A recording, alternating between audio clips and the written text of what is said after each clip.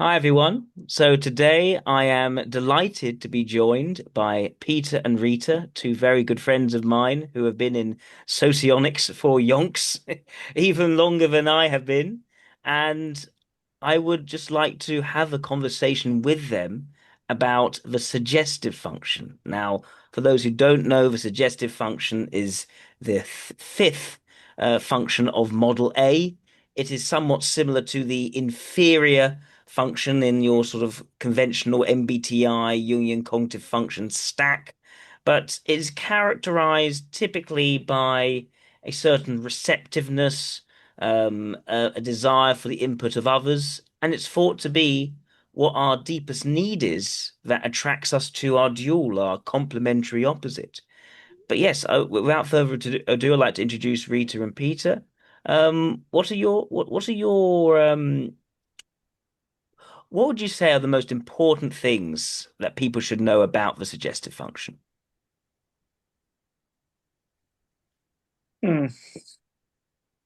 Okay, so like when I first found out about socionics, I think that the suggestive function on some level it was like very vague to me Yeah. because I think the most important thing you could know about the suggestive function is like what yours really means. Hmm. Because I think that because you are always sort of subconsciously looking for it, it's actually something that you take totally for granted. You don't realize that other people don't value it, and you almost like can't very concretely define it, at least in my case. I don't know if that was your experience as well. Peter, are you asking Yeah, me I'm about it, Peter? asking you.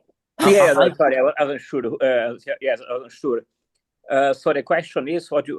Sorry, can you repeat the question? When you first learned about socionics, Oh, and if someone said to you, okay, relations or our introverted feeling is your suggestive function, did you immediately say, oh, I know exactly what this is, I can describe it, et cetera, or did you feel like there was kind of like a lack of concreteness around it because it was so sort of like intrinsic to what you've always looked for in your life that you almost like didn't realize that like like okay, no, no, okay. My answer has to be my answer is going to be a little vague because when I started learning socionics ages ago, as readers will remember, there wasn't really that much material in English.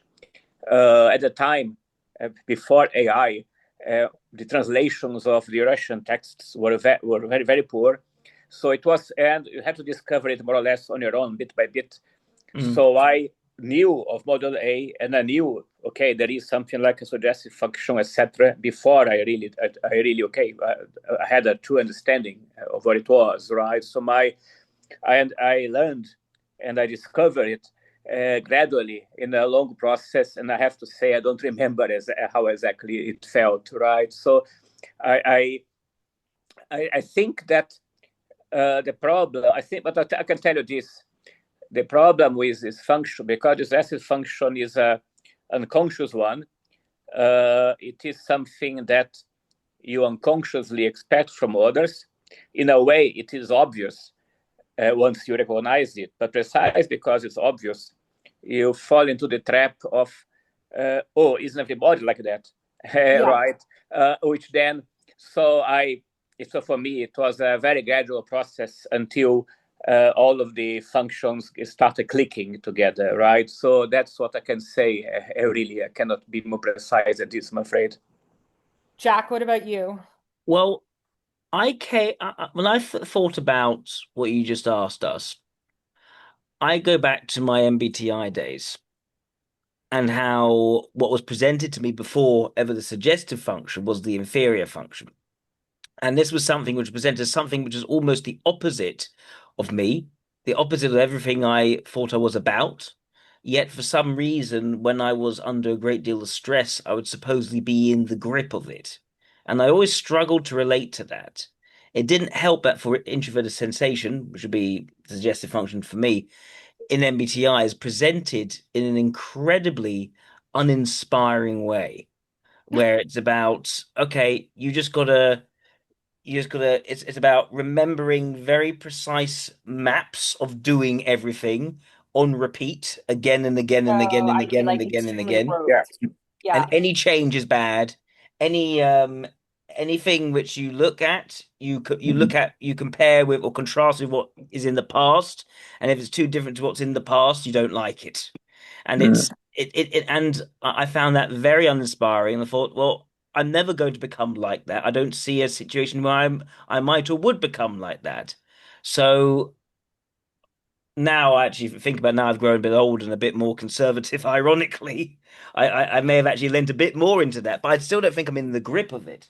But it's only when I encountered socionics where introverted sensation was reframed as this sort of connection to the natural wholesomeness and flow and organicity of life, that I start to think, okay, this is an intriguing thing that eludes me, and which I started to realize I actually appreciate those calmer, softer, more tolerant, more forgiving, more nurturing aspects of the people I have met, where I could do ridiculous things and cause all sorts of issues. And this will be the person sort of calming it down rather than becoming irascible and judgmental.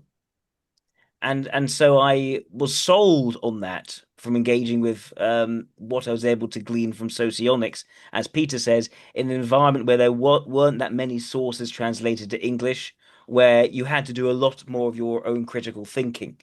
Something which I fear is actually lacking now, because now we're inundated with translated sources of various quality. Um, and I do think that there is a quite a powerful effect of being primed to think about something you hadn't thought of before, and then realizing it is actually immensely valuable to you, and you hadn't actively thought of it. And not everyone else, which is like the crazy revelation to me. Mm. Mm. Um, and that's why I would say I have to think about it because, again, for me, it's been a really long time. It's been probably 20 years at least that I first learned socionics. But I can't remember what was weirder to me, whether it was the realization that not everyone appreciates my leading function or Mm. that not everyone values my suggestive function. I think it was Yeah. more the latter. Like I think that because like you can kind of tell when people don't appreciate like what you're putting out and but it's weirder to think that like people what you're looking for like isn't something that like everyone else is also like searching for. And like in Mm. particular, it helped me to understand why I find quasi-identicals so infuriating. Mm. Um, but yeah, I'm trying to think of like tips or suggestions. I think like one thing that made me understand my suggestive function better was understanding my leading function better. Um, like if you are really honest with yourself about like what you typically put out into the world and how people are receiving it, it can kind of help guide you to understand like what qualities of people or like what kind of people are being receptive to it. And by like, Yes. the corollary of that is that they're probably like have a high element of your suggestive function. Yes. The other thing is, okay, should we talk about specifics, like what my suggestive function is and how I view it, or do you want to talk Well, about there's just one quick thing I just wanted to add to that, which is, whereas an MBTI, say, I was thinking of introverted sensation, they've been presented as sort of a total opposite to the dominant function. And where in some parts of Jungian cognitive functions, they talk about these axes, and you have these axes, so you have both. It's not very convincing that you can have both, given that it's described in such an opposite way. Whereas what sociology is able to do in making very clear from the get-go, no, the opposite to a function is not the one which would be in the suggestive function, it's what would be in the role function. And so what is in the suggestive Mhm. function becomes something which is not mutually exclusive. It can very much occupy the same space. Yeah. It just is very difficult for the same person to be wholly focused on one and also decently focused on the other. And so it is something which is easily and actually is very conveniently cohabiting once you have more than one person in the mix. And this idea that they almost complete each other in some way, that they share certain themes, I found was also very interesting. And as I dove deeper into the information dichotomies and the fact that the functions were arranged to take in these particular thematic similarities between the leading and the suggestive. Yeah, Yeah, yes. Can I comment on that? Because that's I want to talk about this opposite thing. By the way, I mean I don't even remember the how MBTI defines a function. I So don't either, yes, actually. So, yeah. I'm not going to go into that, but I find, yeah, I want to comment on this opposite concept. Depends how you define the concept, because if you just look at how the functions are called normally, right? Yes, they will be the opposite. For instance, uh, you have extroverted sensing and introverted intuition, right? So if you just put it like that, these are the dual functions. So one is the suggestive of the other, but they are in this sense they are the opposite. However, as Jack just said, they are not the opposite in a way that they occupy the same space in your mind. Actually, if you understand really how what they are as a concept, regardless of how the people who have them leading or suggestive, if you just look at them as concepts, then it's clear that they complement each other.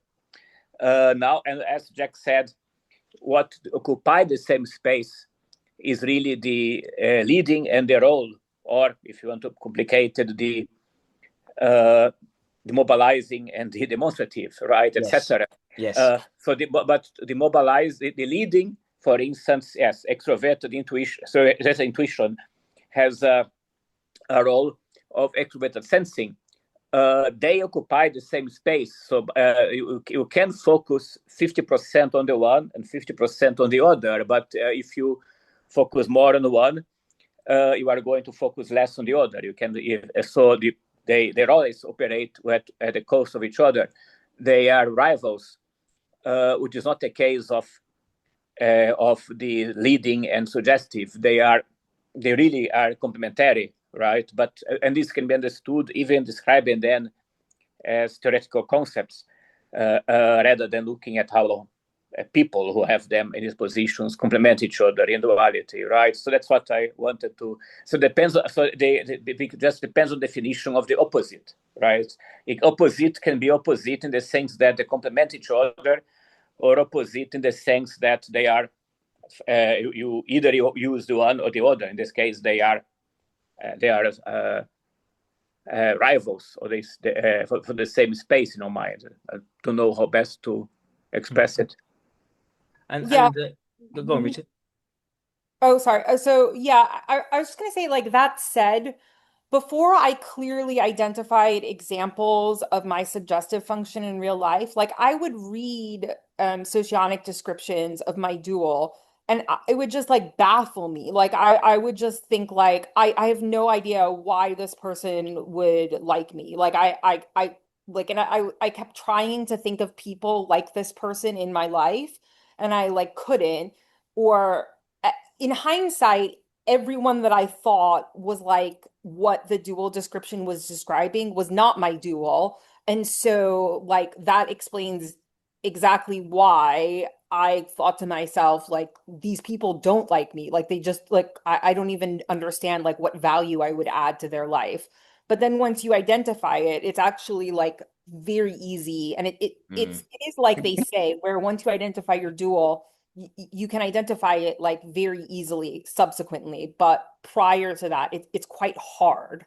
And Jack, I think you had that as well. I remember like when you would do typing, sometimes like I would say, well, this person is an SE is an SEI, like it's obviously so. And it was almost like odd to me because actually the typing that you were like most likely to miss would be your dual. Until I think you met Yeah. Zara and then Now I see them everywhere. Now yeah, yeah, I yeah. now I'm if I'm watching a TV show, just a reality TV show, and I see someone, I can very quickly see they're an SEI, and then they then go on to do things which are so stereotypically SEI and so stereotypically like my wife. We have a good chuckle about it. But there Yeah. was a good period earlier on when I was struggling to see SI in people, and similarly NI. I was struggling with both of those. Yeah, NI is hard. I mean, NI is I can always spot an introverted intuition type. Like that's very easy for me. But to describe what introverted intuition is, I can't. Like it's really hard for me to do. Um Mm. Yeah, I was talking about personal experiences. I want to say, for me, it was a big difference. Also because of course, I got in socionics, or in typology, by the way, when I was already a bit older. And I spent the several months misguided because I had mistyped myself socionics because, like many people, I came from MBTI, and so I just assumed the same type would correlate to the socionics type, Yeah. which is not the case. By the way, Jack, I know that maybe clashes with what I'm trying to do now. But No, no, I don't. Everyone knows what I'm trying to do, so it's okay, fine. okay, but what the I don't know what you're trying to do actually. he wants to he wants to explain MBTI in terms of socionics, right? Oh, okay. What's the point of explaining something shitty with the point of something that Because because MBTI is the most well known. The types Oh, that are okay. most well known is basically a purely being pragmatic in terms of Yeah. what's I around. like tripled my viewership by doing this. As Oh, soon yeah, as that makes sense. if I made every video with INFJ in the title, I would have so many viewers. Yeah, I mean, you are right because actually the exact thing that led me to socionics was that I took a MBTI test as part of like a career like counseling thing in college. Yeah. And then I discovered socionics via that. Yeah, yeah, yeah. I just okay. Going back, I just wanted to say that. So I spent a lot of time mistyping myself while I was studying the Yeah. the theories, studying the types, and also trying to understand the people around me, right? My family, friends, etc. People and it didn't make much sense because I mistyped myself, but I just continued. Then one day, and I can even remember exactly, right? Where I was, then, as Marlon Brando said, an apocalypse now, a crystal bullet shot to my brain. Where suddenly everything, I had an epiphany. Suddenly everything fell into place, right? Yeah. And I realized as well that the people that I had throughout my life, the people that I had trusted more, had been found it easier to be friends with, right, or understood it, or people who even had some showed interest in getting close to me, etc. Those people, they were not necessarily my duo. They were people who had my suggestive function as ego functions, right? Not Yeah. it could be duals or semi-duals, right? Sometimes activation, okay. Or mirror as no, not mirror. Well, mirror, yeah, mirror is complicated because I have mobilizing, but let's yeah, we can even include mirror as well. But Ah, so yes, the Mirror strength is of the works as well. ILIs are. exactly, yeah, exactly, right. Then it made sense to me how okay the how okay so yeah, so naturally, right, I would be drawn to or I understand the people, the individuals who had suggestive function in their ego function. Okay, also mobilizing function. So that's how. So to me, this was sort of okay. This doesn't make sense. What does it mean? What does it mean? What it is? Well, and then suddenly it all everything collapsed like a house of cards, but in a good way, right? So that's the point I make. Everything fell into place. Yep. Yeah. And also, sorry, also something that is clear is that regardless of individuals, the suggestive function is also attributed to the environments that you're attracted to. It may, or to feel best. It may not be related to. It doesn't have to be related to individuals that have that function that as a leading or a strong function. Environments can also provide and the environment, and it's very easy, for instance, for if S, introverted sensing, is your suggestive, you enjoy cozy environments, right? Which, even if they're not necessarily related to individuals, something I noticed, for instance, ILIs or INTPs who have force express the same as suggestive, they very often they are attracted to very very tough activities like very hard mountain biking, for instance, yep. Right? So they're not getting necessarily the suggestive function is also noticed not only on the types of the individuals that you like having around and individuals that you relate to best or have a better relationship, or even the individuals who then having if they are duos, if they are semi-duos, if your leading function is their suggestive. Also, as I said, you can get a sense of comfort of your suggestive function just from impersonal environments, impersonal activities, for instance. That's my point. I remember when my wife, I think, it wasn't the first time, the second time she took me to a spa, because when we actually were able to stay the night at a sort of spa hotel. I remember going there and thinking, this is just the most remarkably relaxing experience. I don't have to think about anything. I'm just able to switch off and just read a book and just enjoy my surroundings for a whole day. And since that day, I've wanted to return to that. What's really strange, I mean, so it is funny to hear because it's like it's kind of shocking that you like needed someone to introduce you to just like switching off. Like it is Yes. really shocking. Um yeah, so Peter, like, so I have a couple thoughts. Like, so Peter, when what you said is the example of ILIs drawn to like mountain biking. Yes. So I think that actually is a really interesting point because I've observed that often when people attempt to get their suggestive function in their life, their best attempt at it is done through their role function, but then it's like a bit unsatisfying. So, like, for example, for me, like because my suggestive is extroverted thinking or P and my role function is introverted thinking or L, like I was always drawn to like math and engineering and blah blah blah because like that is the best that my best attempt at bringing like extroverted thinking into my life. But Yes. then it was always a bit like once I got really much further into it, then I got really frustrated with this, like what is this doing? Is this having any benefit? Like, am I just sitting in like a dark room solving puzzles all day kind of thing? And so for an ILI, like what I see for them is that they really do, it's really clear that they like respect people who are quite tough. And when they tend to try to do like tough activities, it tends to incorporate more introverted sensing than extroverted sensing.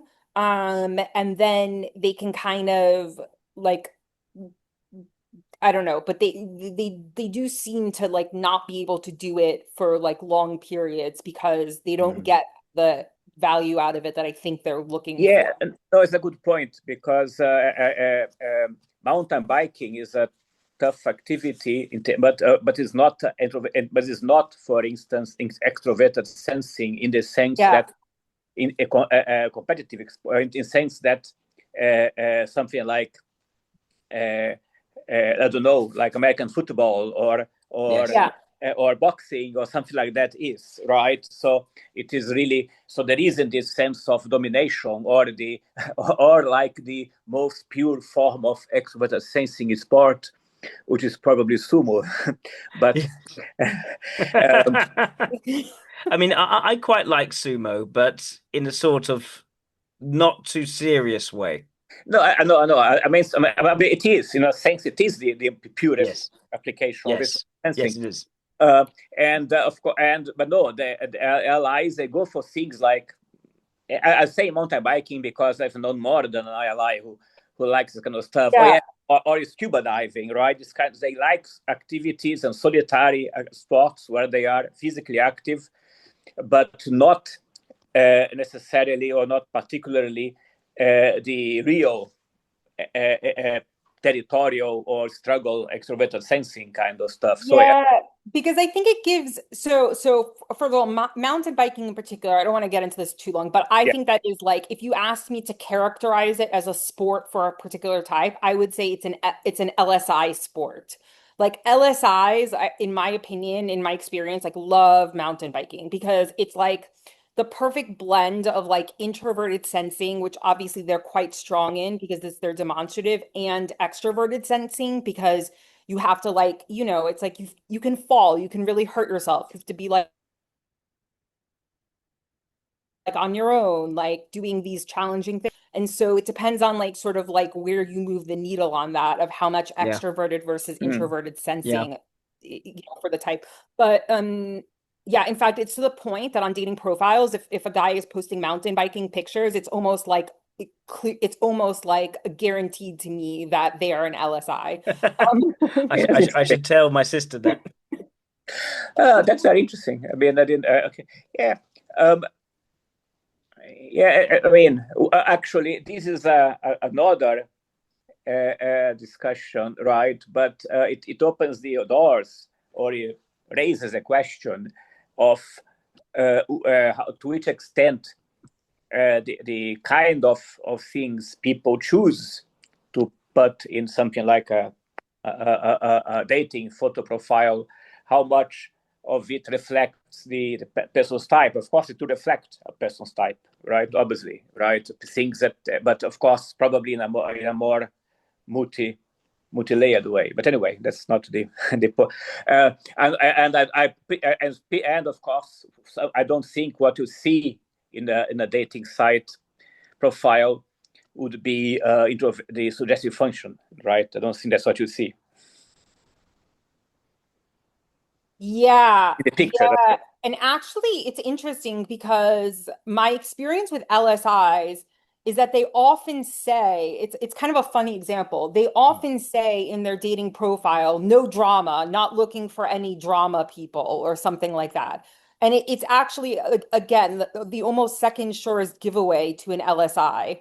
And it's like and there's like many reasons why that could be the case. It's because like they probably always do date Yep. extroverted feeling types, you know?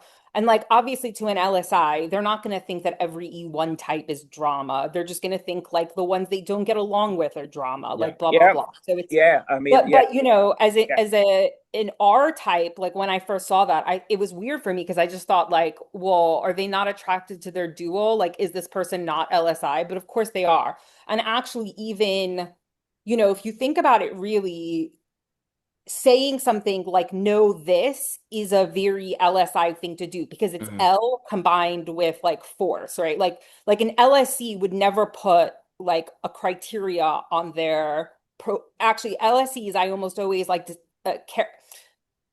it's to me, it's easy to type in LSE's dating profile from the fact that they almost have no idea what they want. Like they don't put Yeah. in the things where it's like, what are you looking for? They like put nothing.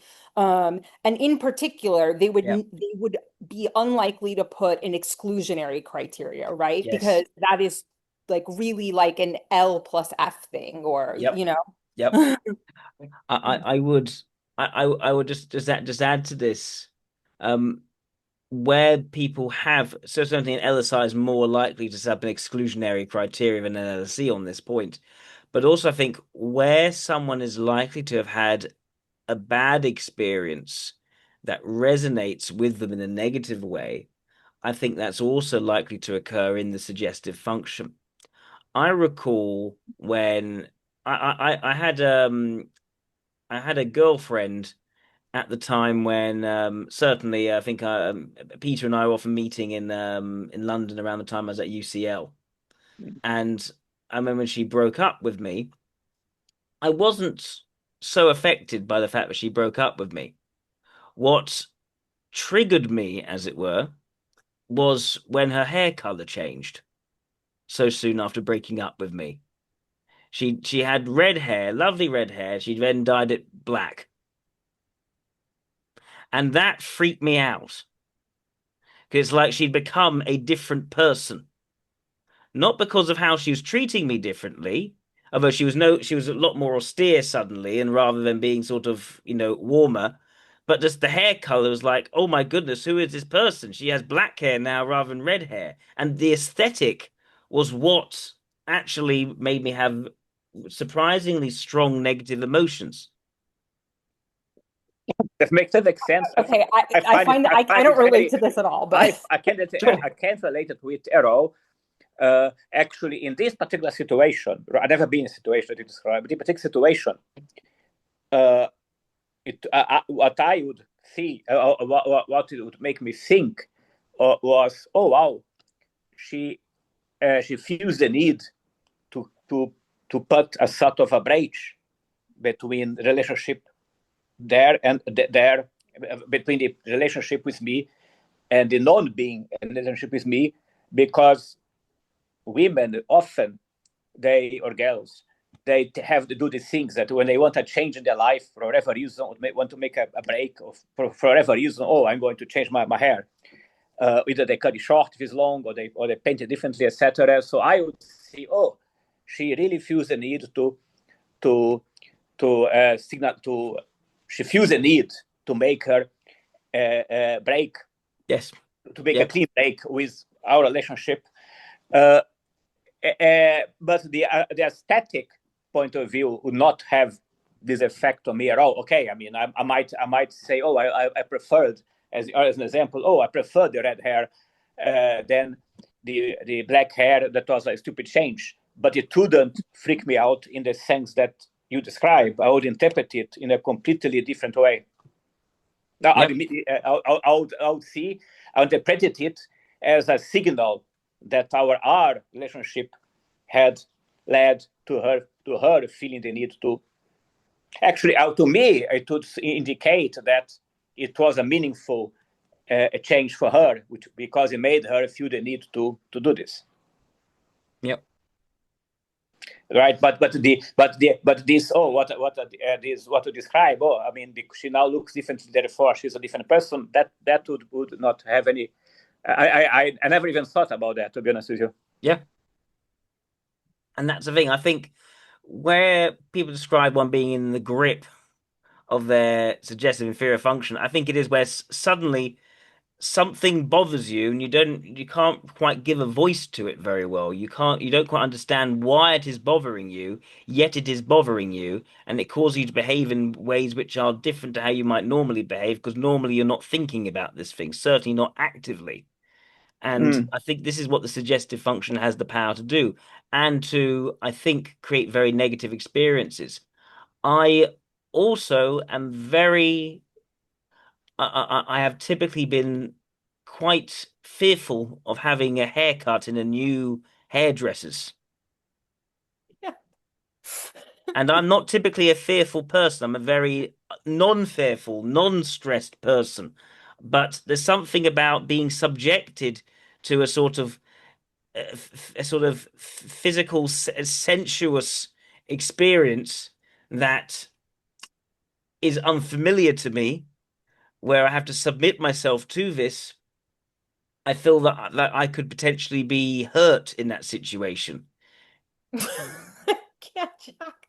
Again, I find it fascinating because it's something to me inconceivable. Yeah, Yeah, it's also I don't relate to it. no. But if there were some sort of fight situation, if I was being punched in the face, I would be less fearful of that. I'd just go with the adrenaline. But it's like if the oxytocin is done wrong, that's what makes me have anticipation. Mm. Yeah,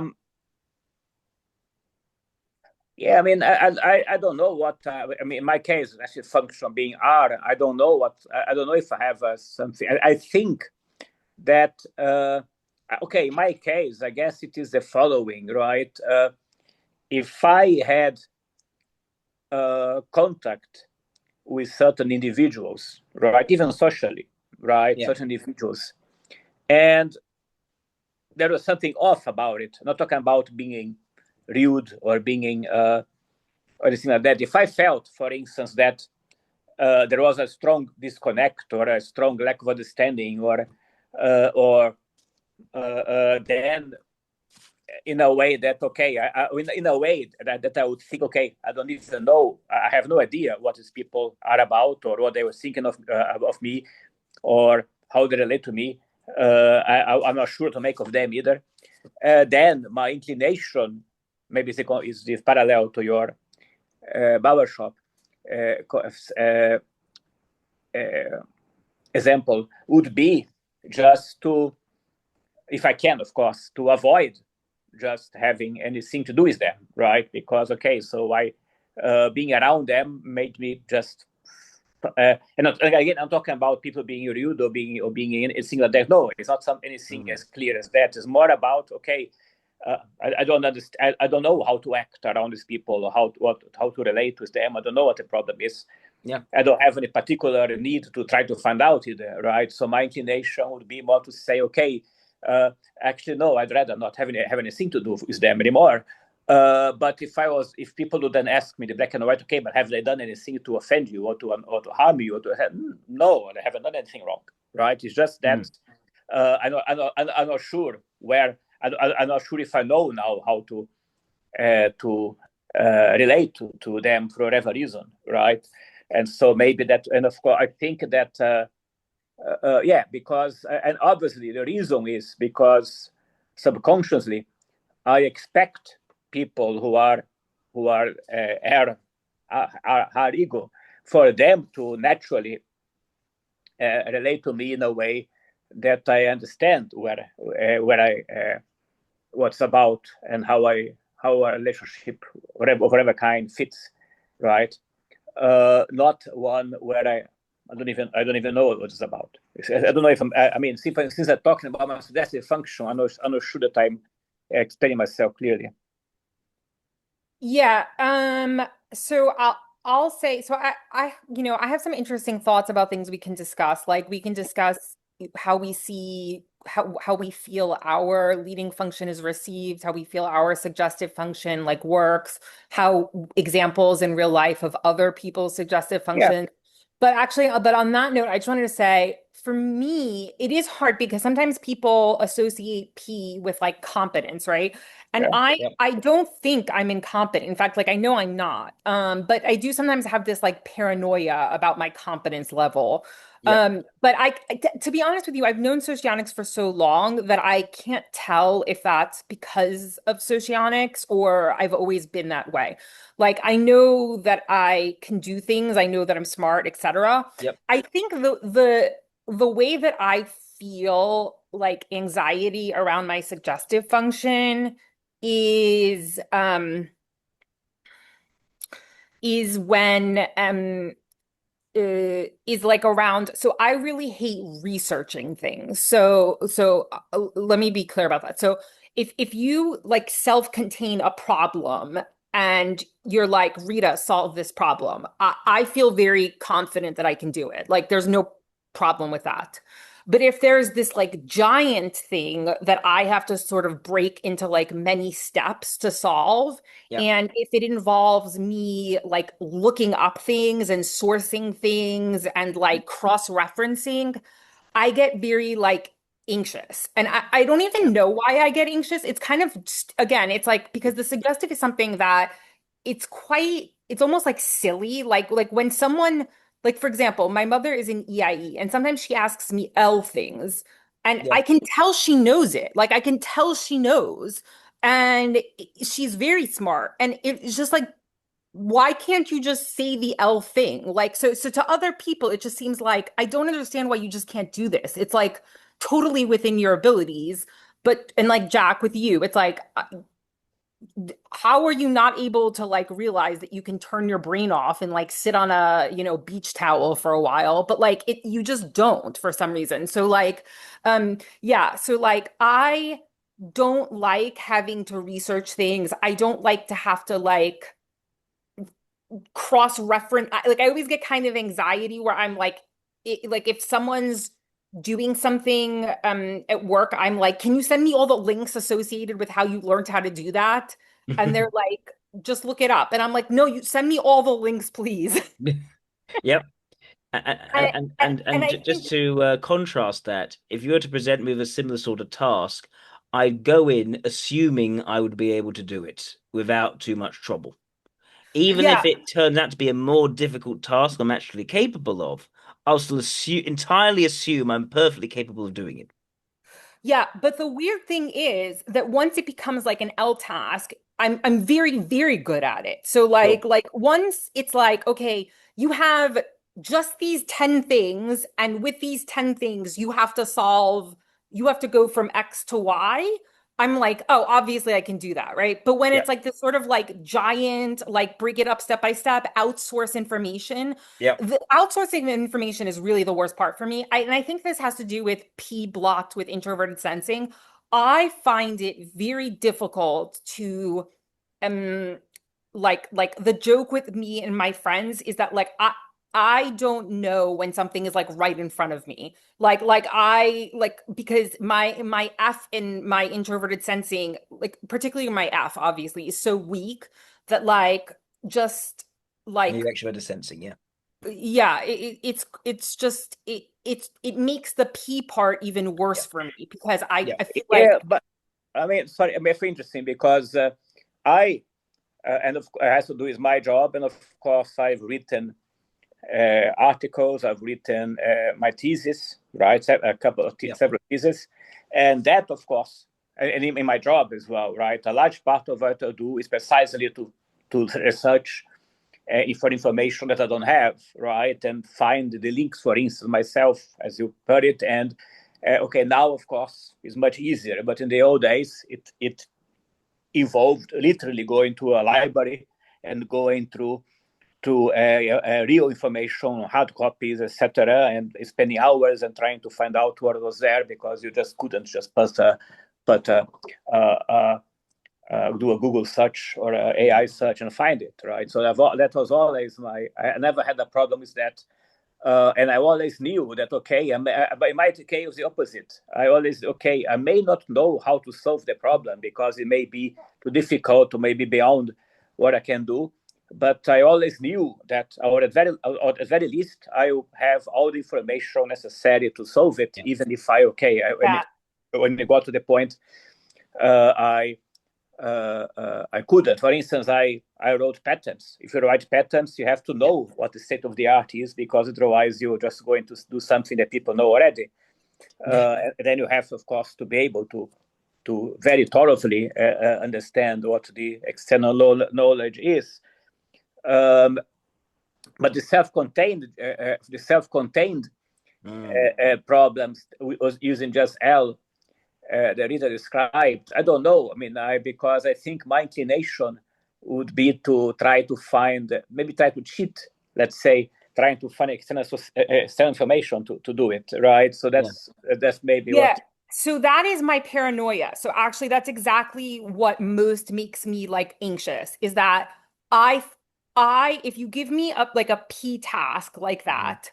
that, my fear that immediately comes to mind is I'll spend all of this time and then I'll miss the thing. Like I won't see the main source that I'll have the information that I need.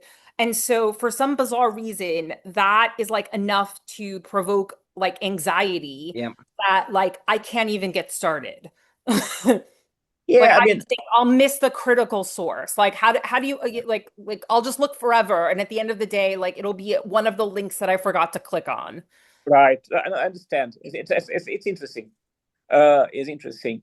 I have to say though that my experience with R1 types, which have P, expert thinking, suggestive, is that older EIs they are more their insecurity about P, although was more also related to are they going to be able to, if for instance, if they are told to give to make a project to finish a project, let's say in 2 weeks, right? They're more or less okay. I'm not sure I'll be able to do so much work in so little time.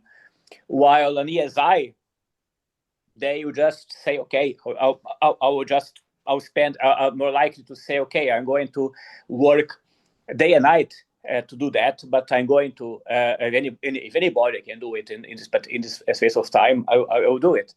Uh, However, that ESI will be less sure about the quality of the work. Basically, they spend the 2 weeks working day and night to finish a job, but their fear is that somebody will say,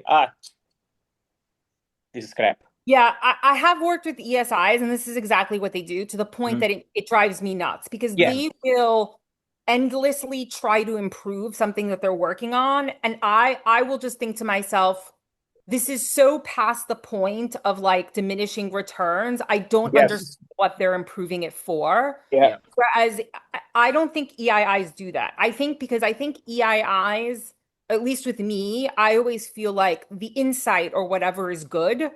I'm not going to spend my time like working on like how it's perceived or whatever, if that makes any sense.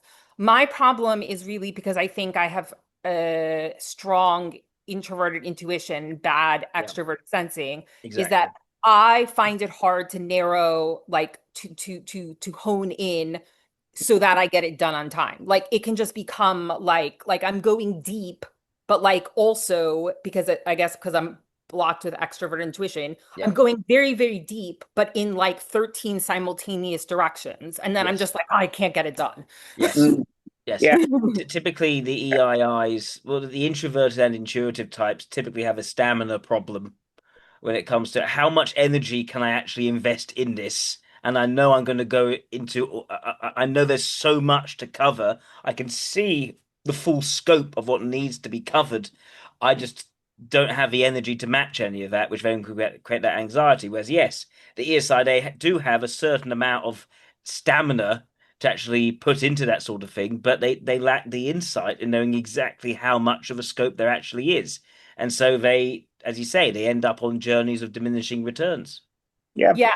And ESI will literally, in my mind, be like, I have 12 hours to work on this. I'm going to work on this for 12 hours. Yeah. And Yeah. And I'm just like, what are you doing? It's done. Yeah.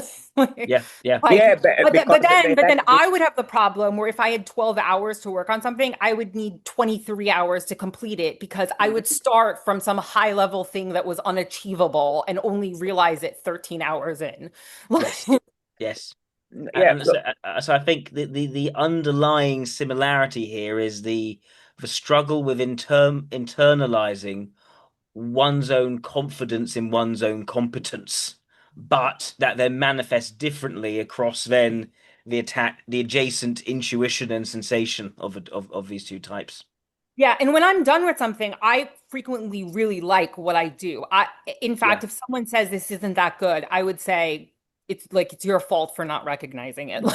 Yeah, no, I think Which doesn't match, Yeah. but that doesn't match the description of like the stereotypical description Yeah. of like a suggestive P person. yeah. I mean, Yeah. okay, that's what I'm going to say, right? One of the, I mean, I haven't really looked at the state of the art of the recent description. That's a problem when people study socionics, is that the descriptions they if you understand what you're talking about, they make sense, but they are often very reductive, and Yes. and also but just what as we discussed, what the insecurity with P means for the ESI and for the EII and for, of course, other similar types, is it to be subtle. The difference will be subtle, and of course, then if you just look at definitions, it is not really. Yeah, I mean, they don't really take you. They're just the bad tip of they just dent a surface, right? That's a problem. The description, they dent a surface, and if you assume there's all there is to it, they're even misleading, right? So anyway. Do you want to move on to like, because I have like I can give sort of like real life examples of like how I view my own suggestive function, how I think P1 types Yeah, I mean, might be sorry, I mean, function. maybe maybe we should shall we just we talked a lot now about the a little bit about S and R and P as functions. Maybe we can talk a bit go sort of go a little overview of other types. So this is also useful for people watching. For instance, you mentioned EIE, who have L as just a function, which is logic. The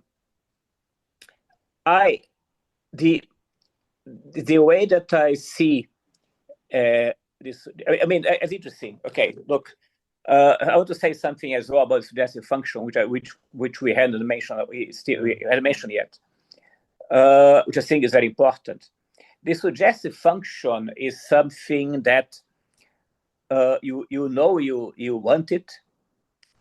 Actually, I was looking at the alternative socionics model, the wheel of Kalinowski's, and they define it as what you want. They just say, "Oh, yes, I want this," right? And however, it is something that, because it is also something that may a sort of a dependency, let's say, is also vulnerability, and it is legitimate, let's say, to go the other way and try not to want it, right? If wanting it makes you vulnerable or makes you depending on others or puts you in situations that somehow it backfires and it causes a bad experience, then you might prefer to just try not to be dependent on or at least to try to not be dependent on people for this I think that's a distinction. Yeah. And for instance, right, for R, for my suggestive function, introverted feeling, an alternative, it manifests in basically saying, okay, screw it, not going to try to be in touch with people. I'm not going to try to understand. I'm going to withdraw and become a hermit or something. And then you avoid contact with people, or at least, for instance, right? That's one of the things that some of the famous LIs did, right? When they would try to escape from relationships or from confusion, just going into the middle of nowhere. Examples Jack London or Henry Stanley, right? When he went to Africa, right? That was what they're doing. One could, and in the case of L, for instance, the EIEs. Okay, EIEs, their L, the suggestive function, is manifested in their need for people around them to show what I would call some sort of ideological consistency or having some consistent principles, but also a very typical EIE behavior is the need for confirmation, right? So, for instance, if they are forming ideas in their mind, how one thing connects to each other, and they already have formed it, but they just need somebody else to confirm it, right? So, I've been thinking about it. Do you think it's correct? Or I think, and then of course I get one way of escape of they cutting themselves from this kind of thing is just they don't care. They say, okay, I'm not going to care about these things anymore. I'm just going to focus on my, I don't know, emotional expression or artistic expression, etc. This is easier for EIEs that are already very artistic, right? Like they then they just they give up trying to have consistency or logic around them, and they just go into pure artistic expression and chaos, if of course you can afford it, right? So I've also when it comes to EIEs as clients, where I would have helped them to work out their personality type. Typically, I find with EIEs, they are both very anxiously looking for a solid certainty from me in terms of what their typing is. And at yeah, the same time, they'll put their all into then test that to see if they might just be something else. And yeah, if they are able to get me to shift, there's almost a disappointment that they've yeah, been able to get me to shift and thereby destroy the certainty which they'd hoped I'd been able to create for them. yeah, And Yeah, what that I'll is. find, go on. Sorry. No, I was going to say that is really, I've experienced that with EIEs as well. That is like really in my mind what L suggestive blocked with strong extroverted intuition on the EIE's part does, where they view you, they don't view, they are trying to assess whether you are like a trustworthy source of mm, like expertise. And they like any like they attempt to sort of like poke holes in your expertise for these like Yes. logical gotchas, like where they're like, wait, but you've been in you, but first you said this and then you said this, like Yes. blah, blah, blah. Yes. Like, and Yes. it is like a very particular way that like an EIE establishes credibility of an L source. ESEs don't do this. No. mm. Um, Yeah, yes, but ESEs, their L need, their L is more for procedures on very specific things, right? I think, right? So yeah, yeah. it's like they want they is like they is I think they're maybe tell me to think about this. I think it's rather that they wish they had a sort of handbook for all the daily things in their lives, and they want to make sure that they are being doing correctly. But if they could check the handbook, okay, this is how we do this. I mean, as if they would always look for a recipe in a book of recipes. Yeah. Time So they I'll could give you put, an example. So my ESE friend, he will often call me and say something like, I'm cooking this thing that you made us for dinner. What do I Yeah. do? And so I'll tell him the steps. And so I'll just say something like, like you cook it until it's caramelized or whatever. Mm. And then he'll be like, how can I tell, like he okay, so I think the P way to approach this would be to say something like, what are the signs of caramelization, or like how will I know, right? yeah, And that's what I would ask, right? But instead, he tends to ask something like, I'm doing it for 3 minutes. Is that okay? Like he tends, it's almost like he thinks that like instead of something going from like optimal to a little less optimal, it'll like break if he yeah, does it yeah. like wrong. And Mm. I'm like, it doesn't really matter. Like just however long it takes to cook it. Like you'll be able to tell. And if you can't tell, it's not like it's gonna get messed up. It'll just No, be like a little bit drier or like yeah, a no, little and bit overcooked. especially, yeah, no, and if my P critique on this is that, of course, there are so many variables, right? Because the temperature is not maybe not bit precise the same, or the what you're using it to cook it or to fry it or whatever may transmit the heat differently, so it may take longer to caramelize than in others, right? So as I said, to worry about is it going to be 3 minutes or 2 minutes and a half, Yeah, right? and I'm like, I can't tell. I'm not Exactly, there. exactly. I mean, it is look, even something as sorry, even something as simple as making a soft boiled egg, Yeah. right? Depending on exactly how you do it, it may not last. It may not be 3 minutes or 5 minutes or 2 minutes, right? You have to you have to, there is a bit of trial and error, but that's precisely it, right? There is this, they are not concerned so much or at all with this kind of more global understanding or ideologies, or which EIs are more concerned. They're more concerned about this sort of practical things. You know what's really funny? Because I have a like my best friend is my illusionary. And so we tend to fall Mm. into this pattern of like fake suggestive function um for each other. So Yeah, like for yeah, example, so like I give him like my role function, which is L, and he gives me his role function, which is P. yes, But it can sometimes be like two like twats together because like we're not actually like as strong in both of those as like it should be. So like there are yeah, like numerous cases where like once we were going bike riding and we hadn't used our bikes in forever. And so we had to fill up like the bikes with the wheels with gas, right? And so it was really like clear to me that you could see that I was doing the L lifting and he was doing the P liftings, yeah, but that at times we were both like two idiots. And so like I said something like, like let's just go to the gas station and like fill up our tires with the thing with the air that we use to fill up the car tires.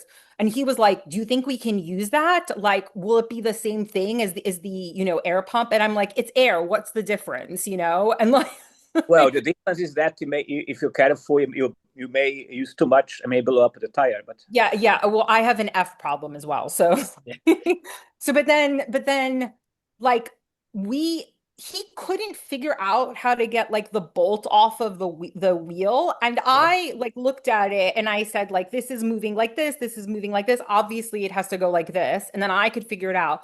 But then there was something really dumb where the wheel was like caught in like a certain way, and we had to take the wheel off the Okay, this is actually a little embarrassing for me. I had never seen what a wheel looks like off of a rim. So I you, didn't have any understanding of what that actually looked like. So when we had to take the wheel off the rim, like he was like, it's like a donut. And I was like, what are you talking about?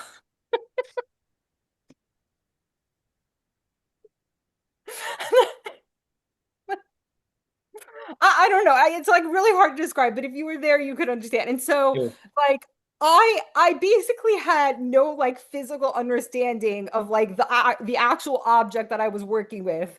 And so, and he was like, do you not know what a wheel on a like looks like? And I was like, I don't know. Like, isn't it just like attached? Like, he's like, no, they're two different pieces. And so, and then once I saw it, then I was like, oh, now I know how we have to like fix our bikes. But like I was just like really clueless about like basic facts about what a bike looked like, and I didn't even know. But then he had the information, but like for some reason he couldn't like put it together to solve the Yeah, problem. He yeah, was just like, "Is we should ask someone who's a bike expert." And I'm like, "What are you yeah, talking about?" yeah. I mean, no, but that's. I think that's a good comparison. ESEs, they would, they will tend to, yes. Let's ask somebody who is an expert on whatever, but on doing yes, on solving immediate practical things, not they're not going to necessarily to ask about what people think in terms of more, I don't know, global thoughts or ideologies or understanding of bigger issues, because that yeah, the EIs, they will tend to, either EIs, for that they either they'll have somebody around whom they trust that will confirm that they are on the right track, even if they don't ask the person directly, right? Just by the Yeah, person and saying that's that. the thing with EIEs because they have a high extrovert intuition. They're usually doing the right thing, but they need the yeah, confirmation. Yeah, Whereas an yes, ESE won't try. They're just like, how do I start? yeah, If yeah. yeah. yeah. So yeah, no, and yeah, exactly. That's So, what that but used to be. you see and that's the point, right? You have the uh, you have the different and actually, Rita, something that maybe we discussed that in the past because it also in terms of the suggestive R for LAEs and LSEs, you said that your inclination is to think that the LSE has likes you to explain to them what are the reasons. There are reasons for you're doing this because that person bothers you or because they don't get along with this person, etc. And that you expect them to appreciate this insight.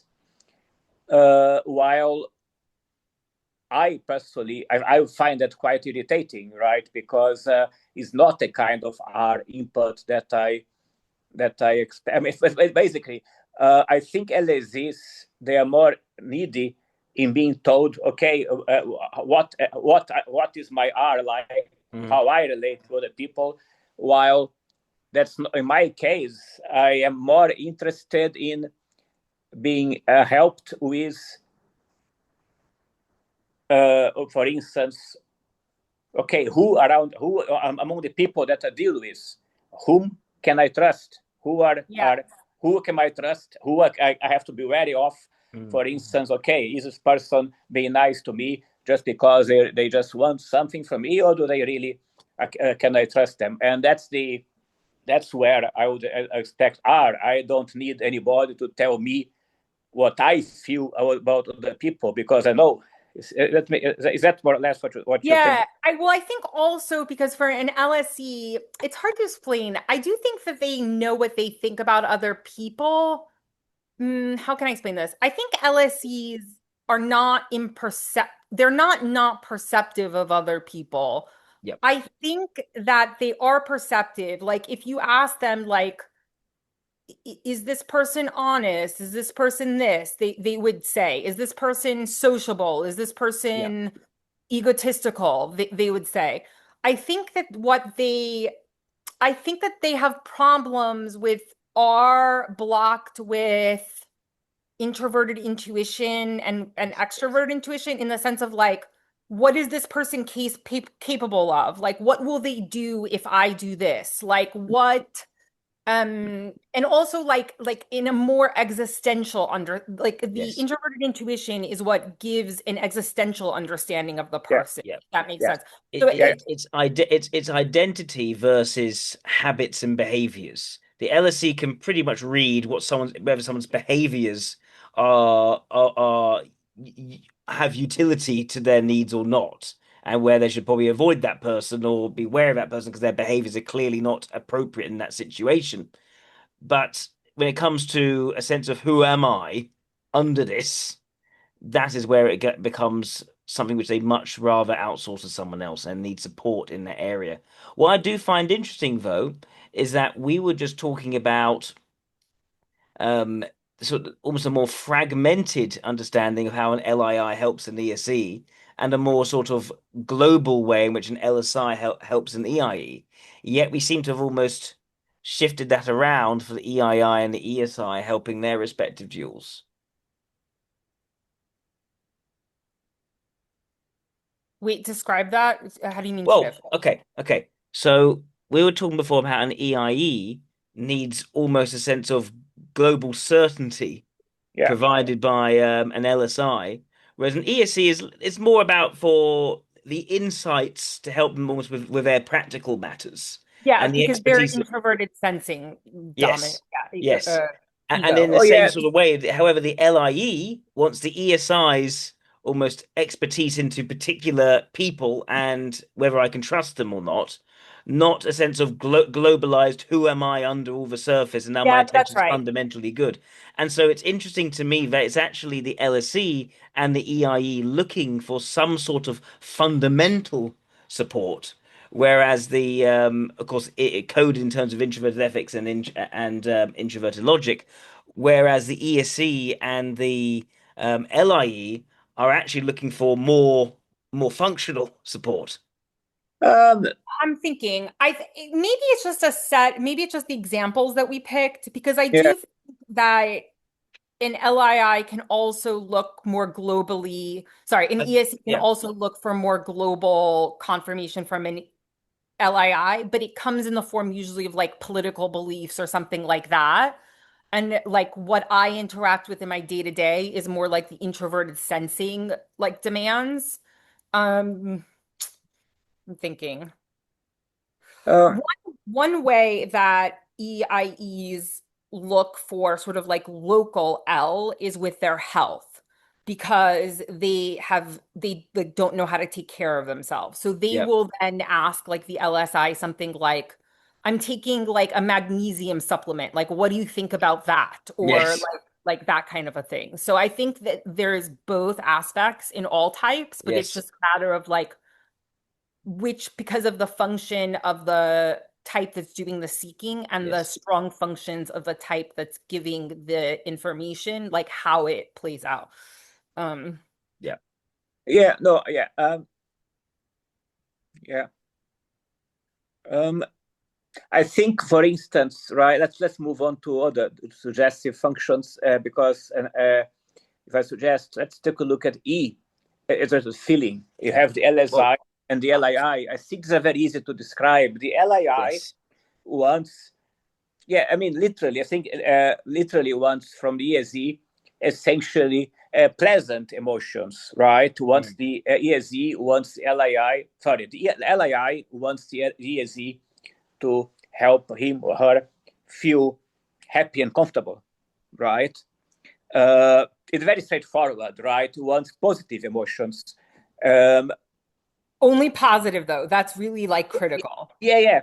And Yeah. actually, right, something, if I may say an anecdote, when I lived in Belgium and I would go to hang around at the local tavern in the historical center next where I lived, um, there was a couple which uh, they were a young couple, maybe 20 years old, but they were so obviously LII and ESE, right?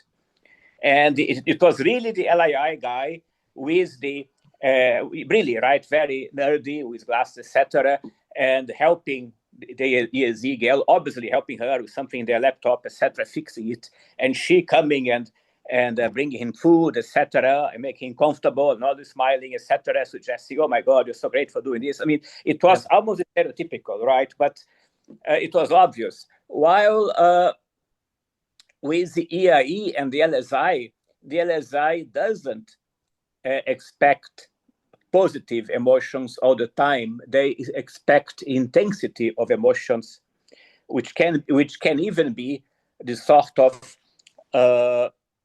it is stereotypical couple fight where they throw the stuff at one another, right? Which they so they the LSI have difficulties uh, in understanding how somebody relates to him, but if somebody then reacts to him in an intensive way, even if it is intensive, it can be intense in a positive thing, but if it is intensive in becoming upset and causing drama, uh, then it reassures them that the relationship is real, right? Yeah. Because it's for them the intensity of emotions, whether it is negative or positive, is a confirmation that there is something there, right? So, but it doesn't have to be just while there are an intense negative emotions.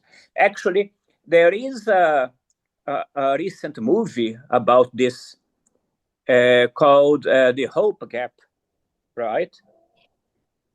Which is about a British movie with Annette Bening, right? And it's precisely about a marriage of decades of an LII man and an EIE woman falling apart, precisely because of this, right? Because when she would have this intensity emotions, expecting him to awaken to it, like Mm. throwing the kitchen table about, etc., he would just get paralyzed, say nothing, and eventually he would just one day decided, "No, I'm just leaving," and she was completely confused, right? Yeah. So that's a sad movie, right? But their son is played by the guy who played Prince Charles in the first seasons of The Crown.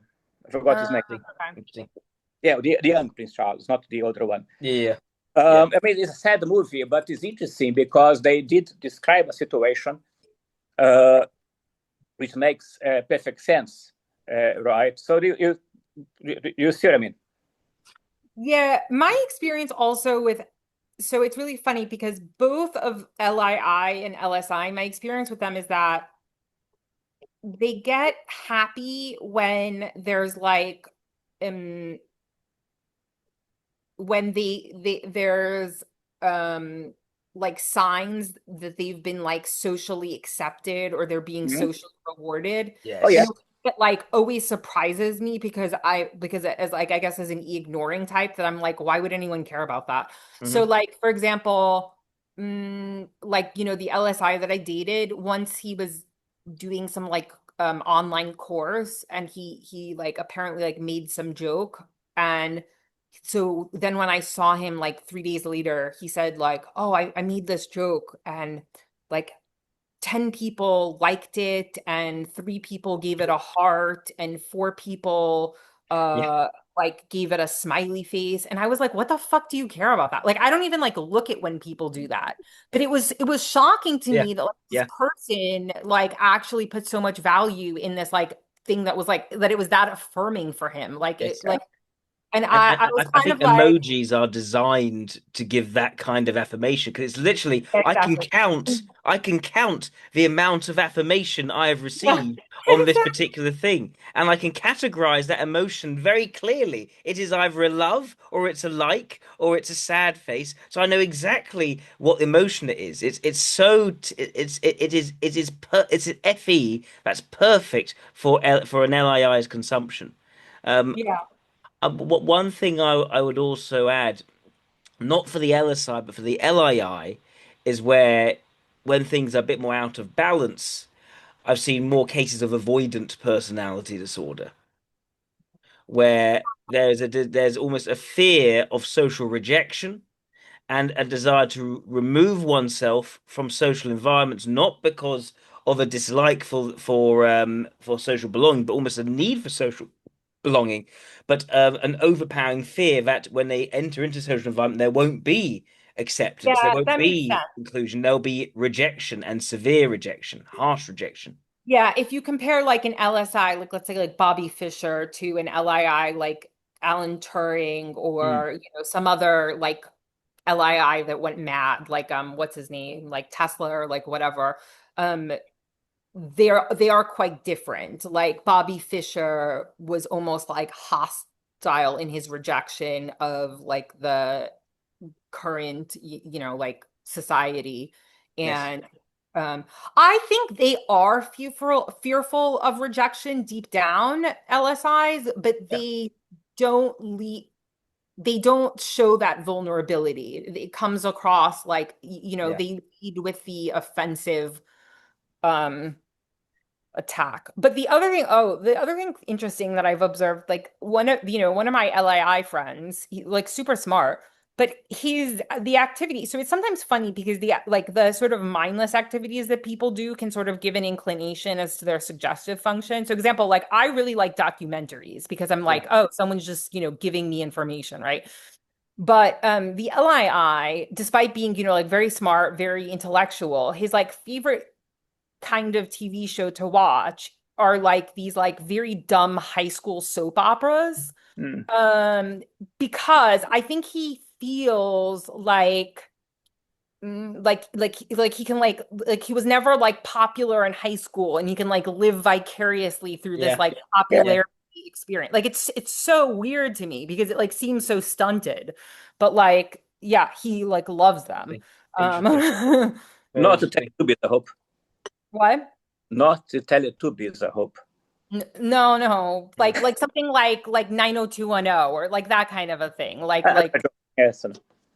um And I do think there's almost the establishment of honorifics in certain societies, or if you have a certain noble title, someone using your title and bowing exactly the right number of inches from the floor. I think all those sorts of things must are things which an LSI would most likely appreciate because there's certain it's Oh almost yeah. formal rules for a No, showing of respect, a look, look, showing of yeah. look. I have an example about that.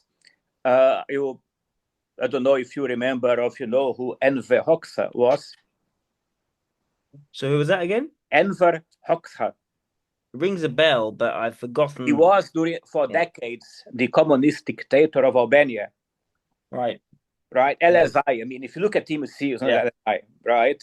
yeah, And there used to be on YouTube a video, maybe still is, where he is all in Albanian, and there are also subtitles, and I don't speak Albanian. Surprise, surprise. yeah, Um, and he was giving speeches in what seemed like a, a Communist Party meeting because there were maybe some 200 people there. I mean, so it wasn't one of these gigantic rallies with people. It was a limited number of people. mm, Of so it would be an inner party kind of stuff, right? Like in, and the point is, he was giving speeches. He was very, very unemotional, but giving speeches about this, and this. And every time he would pause, every single of those 200 people they yeah, would just, they would stand up in illusion and clap and yes, chant slogans, meaning that I'm assuming they were saying yes, and the hooks, you're great, you're great, you're great. And then they would sit, and then he would talk about another 5 minutes, and then he would stop, and they would do exactly the same thing, right? So all of them standing yeah, up. None of them decided to remain seated, and it was. And of course, when I look into it, I mean, of course, my first sense, come on, does this guy take that at face value? Doesn't realize that they're just doing that because either they're terrified or because they just want to continue to keep their positions in the party or something, right? yeah. But it is that. But so how so there was it was obviously largely there's a lot of insincerity on that, but I don't think that It is matters. it mattered or he cared, right? Or maybe he didn't make a distinction. He liked to have this sort of outward manifestation, right? That all of them loved what he was saying and that they accepted him as a leader and everything he said was right. And there was nobody there who didn't like him or didn't disagree with him, Yes. right? So if you it's probably if you search Enver Hoxha's speech, you can still find it, right? Didn't Stalin do something very similar? Yeah, no, Stalin. I mean, I think Stalin was different because if you see one of some of his speeches, right, given to the Congress or something, Stalin was actually he was more conversational, right? Yeah. He was there, and it seemed to even to just be talking about this and that. It always gave an impression of informality, right? So he was different. I mean, of course, I haven't seen all of his speeches or context, right? But the ones that I saw, and it was a hobby of mine to look at Stalin's speeches, but it was really it was really more conversational, and there wasn't really this impression that you had to the Enver Hoxha thing made Yeah. far more Yeah. an impression of Stalinism that you think Sure. than Stalin Sure. himself. Fair enough. Um, but the thing is that he expected this sort of outwardly obvious, in your face flattery, right? And actually, in going back to historical examples, that's going back to Louis XIV, right? Louis XIV, uh, one of the minor nobles he lived in Versailles, the Duc de Saint-Simon, he Yeah. left his memoirs, right, about Yeah. all of the period, which is on the main sources. And what he said was that uh, that Louis he said two interesting things. One was if you were talking to him privately, you could disagree with him, you could even object, even interrupt him, right? As long as you kept friendly. and that he could be even generous in dealing with specific matters if you asked if you were in private, which is a very LSI thing, is the R role. But the point I was making is that he Mm. also said that it was amazing how vulnerable he was to the most outrageous, shameless flattery, right? Flattery Yeah. that you'd think, I mean, how can anybody believe this bullshit? But he would follow it, right? And I've seen that in real life as well. So I see in a job I had, a guy was an LSI, and he was really fed up with the manager, was an SCI. Then the SCI manager who wasn't who didn't think was great, but one day the SCI guy just took the LSI to talk, oh, let's chat about it, etc. And then after this meeting, the LSI came up and said, oh, I was wrong about him. He's actually quite a nice guy. I was completely wrong. And I thought, okay, don't you see, do you realize the guy was just having a chat with you and precisely trying to make you like him? Then don't you realize it? But no, they Yeah. that's where the E suggestive is visible when they taken at face value this kind of very even this sort of formalized E, right? Yeah, I While think because it doesn't matter to them if it's fake because it does the job of including them, like making them feel included. yeah, So Yeah. the that's very like fun. effect is still real. Like if that makes sense. No, I yeah, no, yeah, if they are concerned about belonging to something rather than the opinion of a particular individual, yes, that makes sense. The individual then is just a representative of the broader group rather than the individual. Is that more or less. Yeah. Yeah. Now I don't know if LAIs. I'm not sure they feel. What do you think, Jack? I think for them it's really about feeling liked and taken care of and feeling happy, Yes. or am I being too simple about that? I think it's on one level, yeah, I think it is that. I think on the deeper level, it's they want to be one with other people, one with society, part of and included within society, where their insights, even if they are left field and sort of geeky or nerdy, are still embraced and are appreciated. Hmm. Yeah. To me, they really like the person who like brings them to a party and stays with them and like introduces them to everyone in their circle Yes. and like makes them feel like welcome and part of that. So, Uh, but maybe the LII is more about being liked by several people, More so than the LSI. Yeah, and I the think. Yes. LSI is more about Yes. belonging. About so okay, so LII is E is more about okay, I like me, and the LSI is about okay, I belong here, and okay, that makes sense because Or if maybe not so I much think like, but like not uncomfortable. yeah, yeah, yeah. I'm not sure. I'm not sure about belonging per se. I think for the LSI, it's okay. I am in the right crowd. I am in, and it is the right crowd rather than the wrong crowd. I Yeah. am with people who understand my message, understand what I am saying here, and see it to be true. Because I think a typical frustrate, whereas an LII is worried about the negative social reaction. I think the LSI is instead worried about going to let's say, appearing on, to some sort of event, making clear their view, which they know to be true. There's no doubt that's true, and people just don't see it, and they think they have just all the wrong opinions. It's like I'm surrounded by idiots. No one can see this. This person who's shown me such appreciation for what I've been telling them, they understand, and I am now found the people who really get what I've been trying to tell them all along is the case. Yeah, and that's why actually I think EIE is a really good conduit for an LSI because they have the strong extroverted intuition.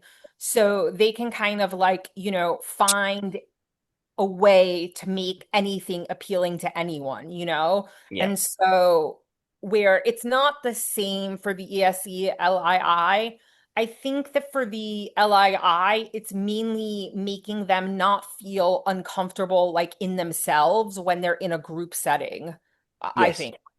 And I think there's something here about for an LII when I've seen them really upset about something when people are treated in a way in which they're made to feel unwelcome and not included. Typically, LIs are very much about including everyone, Yeah, whereas but the LSIs it's about almost almost the status-based disrespect.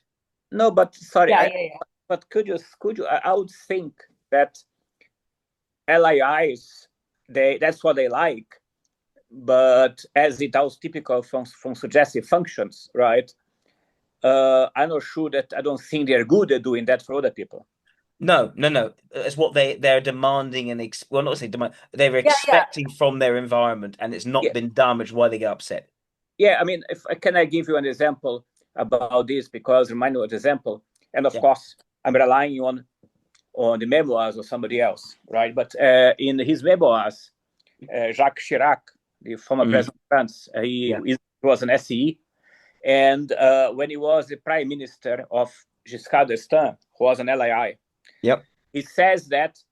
Uh, I mean, it was one of the many examples that Chirac listed to show how a horrible person Giscard was, right? But basically, because the French president has I forget where, has a castle somewhere which can stay, easy to find out, I don't remember what it is, Yeah. and said that uh, they were there and they were skiing or whatever, they were skiing, and they would then also combine. Yeah, it was the typical things. You members of the government would spend some time at this castle to Yeah. relax, also to discuss government things, but they also have to go for skiing. And that's what Chirac says. He says that uh, on a whim, he thought he invited Giscard, the president, invited his ski instructor and his wife to also stay in the Yep. castle. Oh, you stay in the castle with us.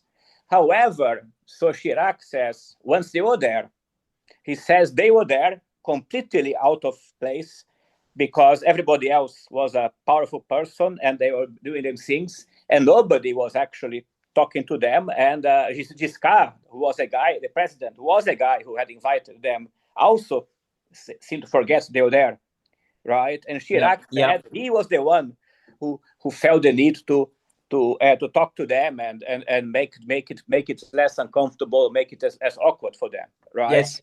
Yes. And he said, what's the point of inviting them to go there if then he would just ignore them in a situation that was obviously uncomfortable? And what I thought of, I remember this episode because it looks like his instinct was okay. Yep.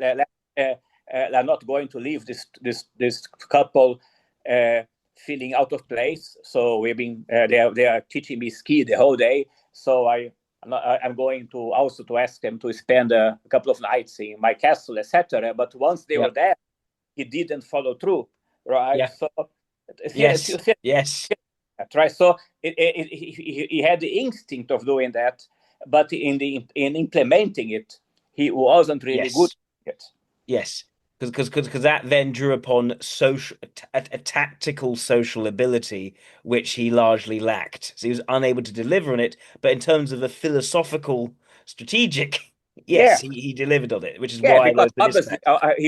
he would have done that with good intentions, right? Obviously, why he would do that? Yes. He wasn't trying to be an asshole, right? So Yes. it is interesting, but I thought of that because it shows how actually if you act and act maybe uh, now I'm worried about it because maybe it does suggest that if you focus on in your suggestive, but then you and then you don't really maybe you follow suggestive and you botch it, it may end up having the opposite effect of what you intended. Yes. Because then if you then get negative reactions because of that, that is, I think, especially potentially quite damaging to the LII's esteem. Yeah. Oh yeah, I mean, I could tell other stories about Giscard, but I'm not going to tell. So Sure, sure, sure.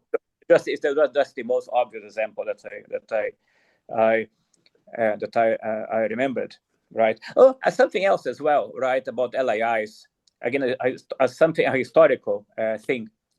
Uh, uh, John Kennedy, the president, he liked surrounding himself with LIIs, right? Hmm. Not so much LIIs. Mm. And one of them, two of them are very famous. One of them is Arthur Schlesinger. The other is Theodor Sorensen. Theodor Sorensen was his speechwriter and ghostwriter, and Kennedy referred to him as my intellectual blood bank. Yeah. And the point is, and that's the point, Ted Sorensen, in his memoirs, and that he was a man who married and had children. At some point, he said that what shocked him when the Kennedy assassinated, that he had lost the only human being that he had ever loved. What? Yeah, so How and nice for his wife to hear no, that. but and obviously, right, for Schlesinger, what he felt until he died, he had this sort of, I would say, subservient loyalty to the Kennedys, because he loved was the fact that after hours Kennedy would invite him to the quarters and White House, and they would chat and talk about things and would have a drink, etc. And he felt part of it, right? Yeah. That's obviously the case, and that's precisely it, right? They felt that they were included, or they were welcomed in this sort of glamorous, simulating, etc. Environment, and remain grateful to that until the end of their lives. Makes sense. Makes a lot of sense. Yeah, I'm mindful that we haven't spoken about introverted intuition or extroverted intuition Yeah, I suggested. was just about to say that. yeah. I mean, introverted intuition. I would say that okay, for SLEs, I think it is there along because it is a longing for that. I think for SAEs is more typically guidance on long-term perspective on their lives and avoiding obviously mistakes in their lives. Yes. In SLEs, there is that as well, but I think is more about because SLEs they're left to themselves. They are about being territorial, about extending power, extending their influence, extending their dominance, while they expect people to also admire them for it, right? But I think what their need for introverted intuition is when they have to ask themselves, why am I doing this? What am I doing this for? Well, I mean, is there any bigger meaning to that? Is there even at a spiritual level, right? What's the purpose of that? Is the meaning?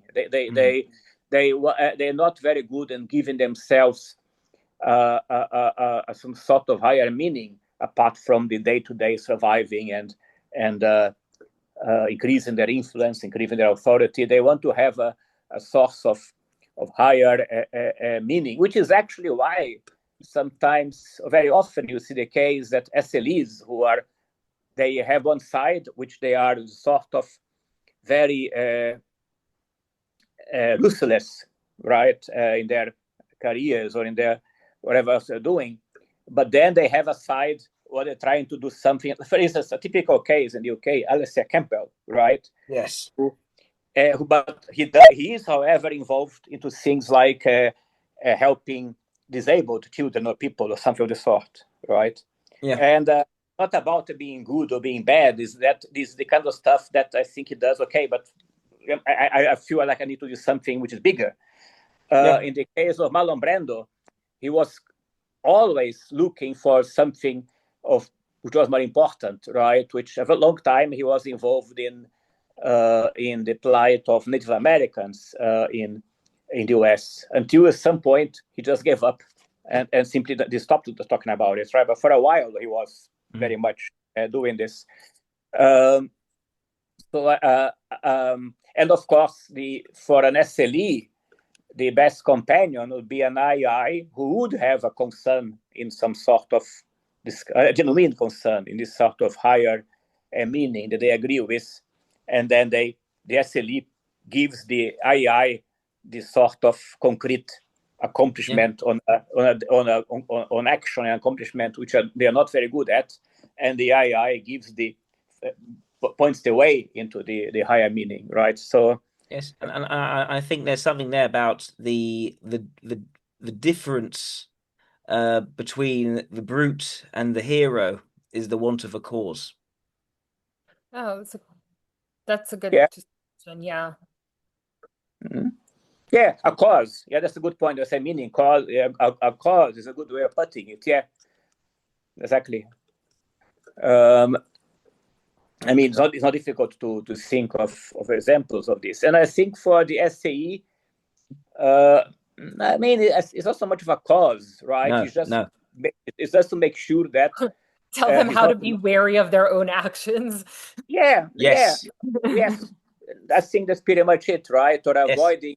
avoiding obvious tactical mistakes, right? I think an SAE who does not have a T ego person in their lives, they are those who, despite their intelligence, other things, you see them sometimes taking decisions on impulse, on evaluations. Then they realize, okay, I made a very big mistake. How do I fix this, right? While they should not have done in the first place. Yes. Actually, if I may mention that, because Lyndon Johnson was an SE, right? And Yeah. he said that when he was in Nixon's inauguration, when Nixon swore him and became the president, Lyndon Johnson said later he had a huge relief because now he knew he would not be able to make a mistake that could be disastrous, like nuclear war, etc. Right? That he was not terrified. Okay, if I can make a mistake and cause a disaster, but now I can't do it anymore, so I can relax. And Reagan, commenting on that, he said that was ridiculous. I mean, you know what you have to know what you're going to do and what the consequences are, and if you take a decision, you have to know what consequences will be. Knowing what the consequences are, take a balance, take a decision, and if things go badly, you know that was the decision that you had to take, right? But of course, you're looking into that from a perspective of somebody who had T ego, right? So being natural to look at possible outcomes and consequence scenarios. And of course, for Johnson, no. So he was always thinking, okay, I'm a very impulsive person who maybe I will screw up by being impulsive, and that may be a disaster, right? It also shows how somebody who has your suggestive function as an ego function may notice your lack of the suggestive and think that means you are defective or stupid or weak or something in a way. Yeah. Right. So, of course, in Lyndon Johnson's case, it was that he didn't have at the time people with T ego function T ego T in their ego that he trusted to give him advice, Yeah. or to contain him. So that was why he found himself in the situation. He essentially felt exposed. It's interesting. So I think also for an SEE, I'm trying to think of examples, but I think besides the like tactical, like warning them of like usually their own like self-harm or whatever, There's also the ILI sort of tells them like that, like I think that the ILI sort of filters out stuff and like tells the SEE like all of this other stuff that you're focusing on is bullshit. Mhm. Like essentially because SEEs I think can they my take on them is that they often know sort of like obviously they have a good understanding of like politics and like people who are fake or phony and blah blah blah, but they can sometimes get a little bit like caught up in these sort of like I don't know, let's say like material pursuits or like Yes. social atmospheres that they themselves kind of know are not really getting them anywhere or like particularly like genuine. But you know, they sort of need the ILI to be like, hey, like this is all bullshit. Like stop Yeah. interacting with these people or stop doing this or stop going to this thing or like whatever.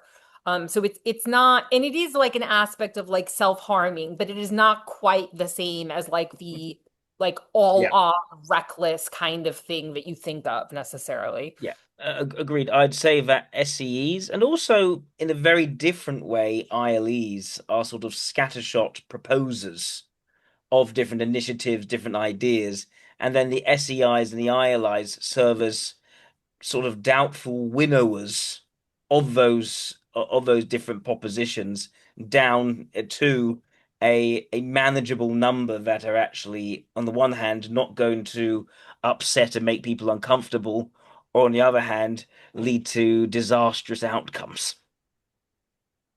Yep. Mm. Like I guess sort of what's her name? Princess Margaret would be a good example. Like she was Mm. not reckless in the sense of like, you know, Exactly. full force, like pursuing her goals to the point of like, you know, like doing something risky, like paralyzing herself or something like Yeah. that. But she was not taking care of herself. Like she was, you know, resorting to sort of like baser instincts. And I think what they need the ILI for is to say, you know, like this isn't you, like you can do more with your life or Yeah. like, you Yeah. know, like that kind of. I Rita, think there is a perception of SEs that they are just sort of recklessly impulsive, and I'd say look, it's even it's more of an likely an SLE get caught up in the romanticization of what they're doing in a sort of devil-may care in terms of the practical side because they almost live for the battle sort of thing. Whereas I think for an SE, no, there actually are very practical considerations they are making, and it would be deemed incompetent of them to do something which is actually reckless. But I think sometimes just do not foresee certain things which they're doing, which make practical sense, leading to things further off. So yeah, I think there's a yeah, misconception people have. Rita, by the way, I don't know if you know this, that actually uh, one of Godfrey Dow was a good friend of Princess Margaret. Oh, no, I didn't know Yeah, that. yeah, Fascinating. yeah. So, I mean, obviously, as good a friend as a non-royal can be of a royal, right? Yeah, But yeah. they were good friends. She would stay with him often at in Ravello, etc. Right? So yeah, so that's just A a pretty good confirmation friend, of yeah. the ILI and SCE thing. No, look, I mean, actually, um, I mean, no, no, look, I think SCEs they can be reckless, right? And you observe them in the longer term that but only they are very good in. Okay, I took a bad decision. I fell flat on my face. Okay, but now I stand up and try to do something Yeah. else, right? But I think that uh, I mean, obviously, these are stereotypes, caricatures, right? But I think it's not inaccurate to say that they can be reckless. Yeah. I think they can be certainly headstrong and jump in without having necessarily thought how far things through, how far things could go. But I think there is a sense of it in that moment. Okay, I'm doing what seems to work in that moment. Just had they hadn't seen what else they could, how else they could actually develop. Hmm. No, no, sure. I mean, but I mean, reckless is oversimplistic, but I don't Yeah, think sure. it is necessarily wrong, No, right? fair. Like, Fair. I mean, Okay. Oh, sorry. Sorry, I cut you off. Just keep That's right. going. No, I was gonna say because we're going on how many, like almost 2 hours, right? We We should just need to probably cover discuss, extroverted intuition, yeah, suggestive. Yeah, extra. Then we should wrap up. yeah, yeah. Um, I mean, to be honest with you, right? It is. I have difficulty with that, maybe because for me is demonstrative, right? But so, and I have observed SCI ILE duality. But to be honest with you, it maybe is one of the that I find most difficult to describe. To be honest with you. Hmm. Oh, Well, yeah. Oh, sorry. one quick one. One of the reasons my wife swiped right with me on our version of Tinder initially was that she saw that I wasn't a lawyer, I wasn't an accountant, I Ah, was a psychologist. There was something different. Uh, so, interesting. so Yeah. you're not boring. You weren't boring. Exactly. I think obviously, Jack, you can speak to this more, but with SEIs, it's like about like exposure to interesting ideas, right? I think that with SLIs, it's not really that. Like, you know, um, because obviously with the IEE, there it's extroverted intuition blocked with R, Yeah. right? Or introverted feeling, right? One thing. Okay, so I will say, so I'm not an IEE, but I don't have very good examples of extroverted, of where I can think of an SLI responding to extroverted intuition, but I can kind of like, I can t say what SLIs like about me, which to me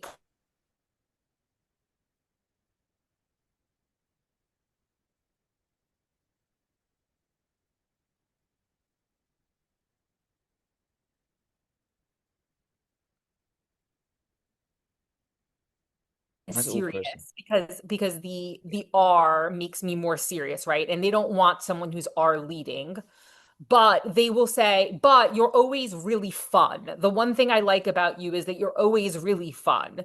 Yeah. And it always surprises me because like I don't see myself as fun, but I think what they like, which is what the IEE gives them, is that particularly like in social situations or like even at work, because there's like a social element to it, like I will sort of like just bring up random things and like make people engage in a way that like breaks sort of form. Like I will not create an atmosphere of like robotic professionalism around me, right? And so all of the SLIs that I've worked with have said you're always really fun.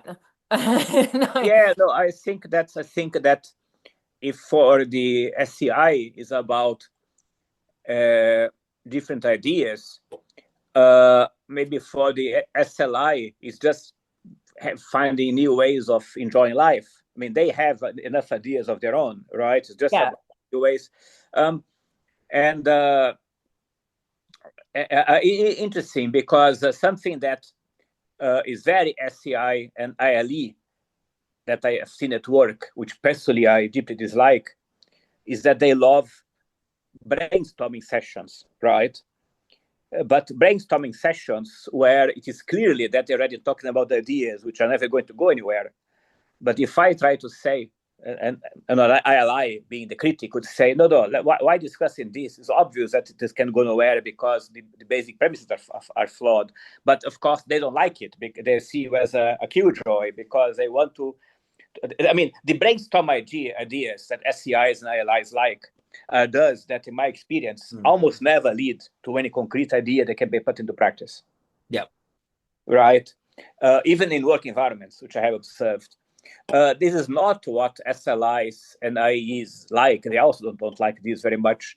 They really just like, just maybe doing something which is completely outside of work and just being fun, and because it's not about ideas so much, right? But I think doing something is a little bit introverted sensing way of putting extroverted intuition, right? I don't think an I don't think an IEE like necessarily exposes an SLI to like new things like let's go rock climbing or something like that, No, right? That's actually more no. of an SLI thing to do. Yes. I think what the IE does is that they are so sort of like candid and like a little bit like a loose cannon with their own personality that it creates an atmosphere for people to just be like less rigid that and the SLI likes that Yeah. because that's the sort of atmosphere that I create that I notice SLIs respond to. Yeah.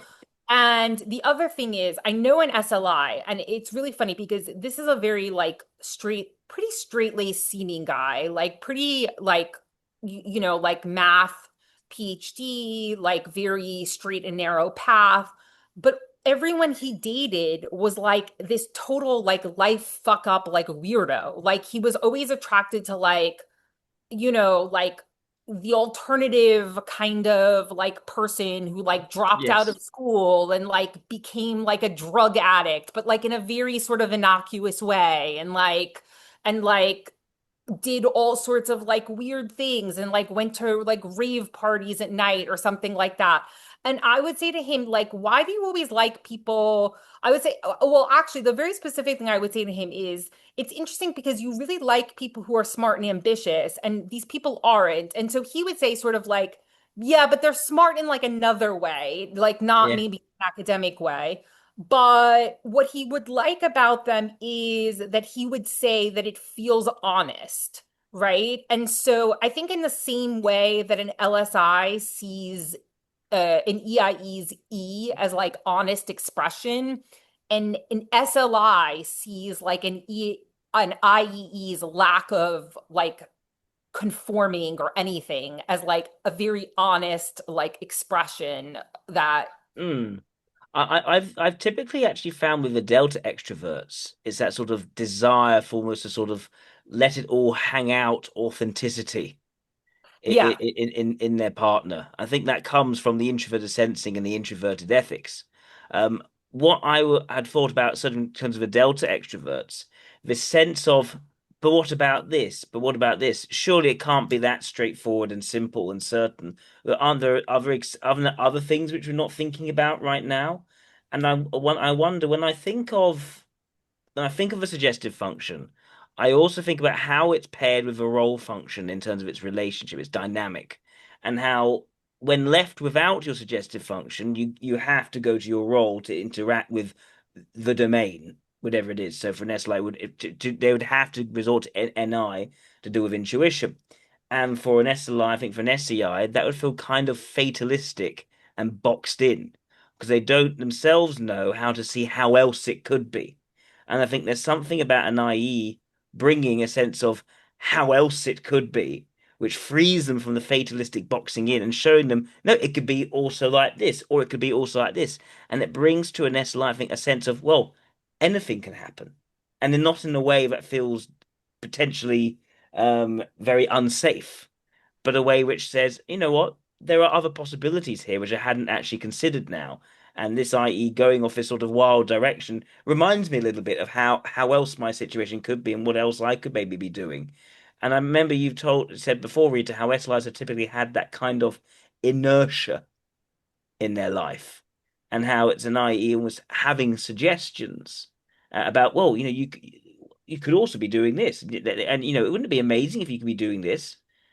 And I'm thinking that also has a sort of freeing effect on the fatalism which an SLI and an SEI can often find themselves in. Yeah, fatalism is a good way to describe an SLI like mindset. They're extremely much more negative. I think an SLI is much more likely to be negative than an SEI. I think an SEI is like, this is my life. I've resigned to it. Whereas an SLI can be like very negative about like things that will happen or like Mm, um yeah.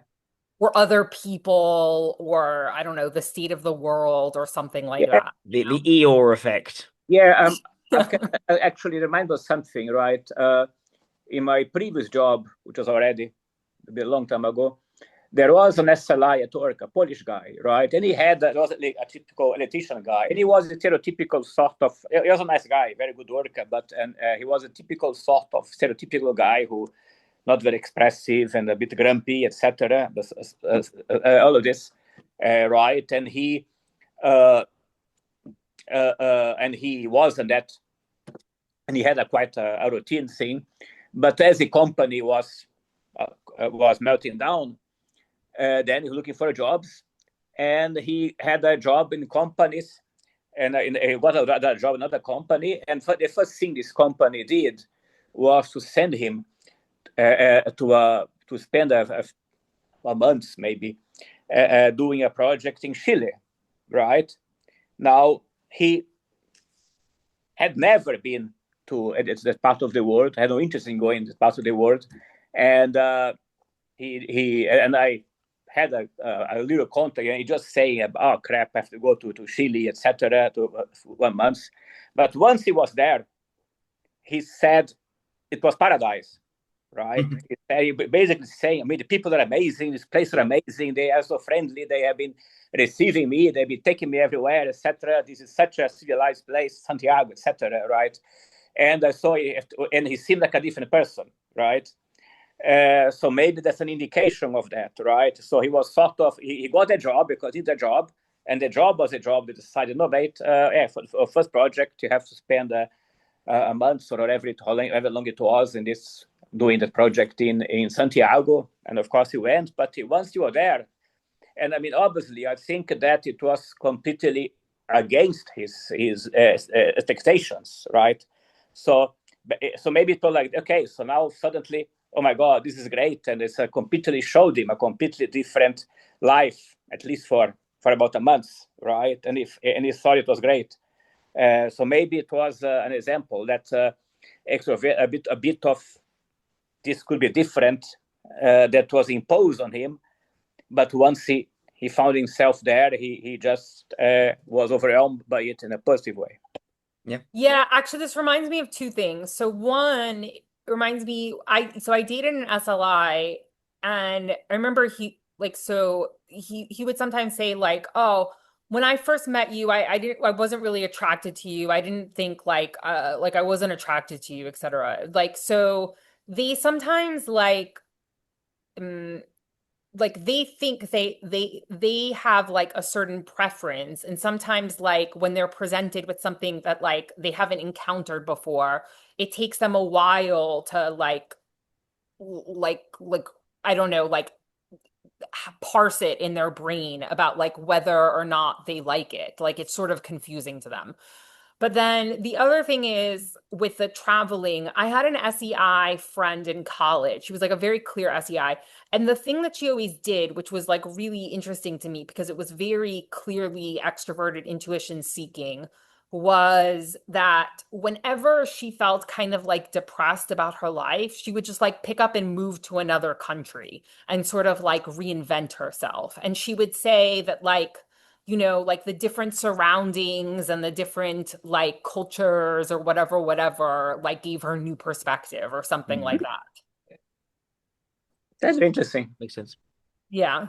And she did it. She actually, it was quite unusual because after college, she like literally went to go live in like South Korea for 4 years or something. And everyone was just like, why are you? And she did like very weird things, like living in South Korea, working for a shipping company. Like it just didn't make any sense to anyone. But she was like, I need to see like something totally new. Yes.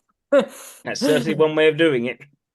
Yeah, I think it was interesting because she had I think a very gamma family, and she was always clearly the black sheep, and Yep. her method of rebelling was basically like to live like all over the world. Sorry, it was SLI or SCI? SEI. SCI. Oh, okay. Yeah. Oh, Just to go and put yourself in an entirely new experience. And even watching there was a programs like Race Across the World where you see the SEI person and they really want to go and experience life with the local culture. and really Yeah. sort of sit down and have a meal with them and get a sense of this totally other way of experiencing life, which is very sort of any through SI. Yes, exactly. And the interesting thing to me is that I kind of get that. Like I've lived abroad. It does give you like a kind of reset feeling and new perspective. Like she's not Yeah, wrong. yeah, But at the same time, like I was always kind of like, can't you just do that for yourself, like in your current environment? Yeah. Like, can't you just like, like reset yourself like intrinsically? But she couldn't. Yeah, yeah, my gamma critique of this is also how people who do this, they can be incredibly naive about things, about how the world is like. And there are some examples, like a few years ago, at the peak of ISIS, right? There was a couple, I think from Denmark, I think, that they decided to prove that everybody, the most people in the world were nice, and they decided to bike or motorcycle through Central Asia, right? And then they were caught. They were They, subsequently murdered. they were murdered by local local ISIS group in one of the stuns, right? Not Kazakhstan, I think it was Tajikistan or one of those, right? Uzbekistan, one of those, right? Yeah. So, okay, oh no, in the attempt of no, most people are nice. People are just hateful or bigoted, etc. Just want to prove that most people in the world are nice, and that's a very dangerous and naive thing to do. But if you, for instance, okay, your friend went to South Korea, fine, but other people might go to places, other places which are not as like South Korea, and they will get into. I mean, some people do get in trouble by doing that, right? So my gamma critique of that is, yeah, no, you have to be realistic and have to be informed about where exactly you are going to go. yep. All right. I mean, I understand the impulse, right? The Yep. motivations and impulse. The My critique is, of course, okay. You're doing that with a flawed knowledge base. Yeah, and like obviously like an SLI would not do that. Exactly. You know, I totally agree with that. Yeah. Agreed. There is exactly, exactly. It's not An so. SLI would be the first person to shut that down. Like Yes, pretty much. Um, yeah. So I think that we've covered all the different suggestive functions pretty well now. Yeah. So I'm grateful to both of you for coming on and doing that and offering your insights. Hopefully, people will tune in and enjoy them. So Yeah, thank and write you. questions. Do they write questions we can answer or whatever? Oh yeah, no. The idea for a premiere is that it gets released at a certain time, and then people can ask questions, and you can, if you're watching at the same time, you can respond to that live. Okay. Oh yeah. Site. Okay. I'll let you know when it's meant to be airing. All right. Okay. Thank you. All Bye, right. guys. Bye Thank you. Bye. bye. Bye. Bye.